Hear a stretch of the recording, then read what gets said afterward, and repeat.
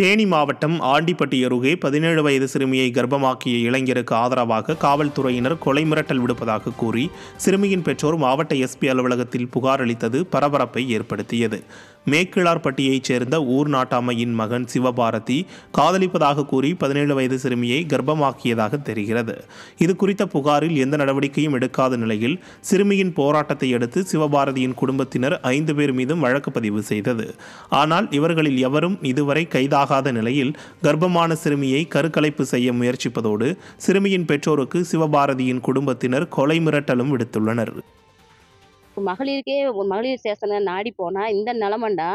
அப்புறம் அவன் எங்க ஊர்ல நாட்டாமை ராமகிருஷ்ணன் என்ன சொல்றாங்கன்னா, நீ எங்க வேணாலும் போ, உனக்கு ஆம்பளை துணை எவன் இருக்கான், என்ன வேணாலும் பண்ணு, உன்னையும் உன் பொண்ணும் கொன்றுவோம் அப்படின்ற மாதிரி மிரட்டுறாங்க. எங்களுக்கு பாதுகாப்பே இல்லை. பாதுகாப்பு இல்லாம தான் நாங்க இன்னைக்கு எஸ்பி நாடி எஸ்பி ஆஃபீஸுக்கு நாங்கள் வந்திருக்கோம்.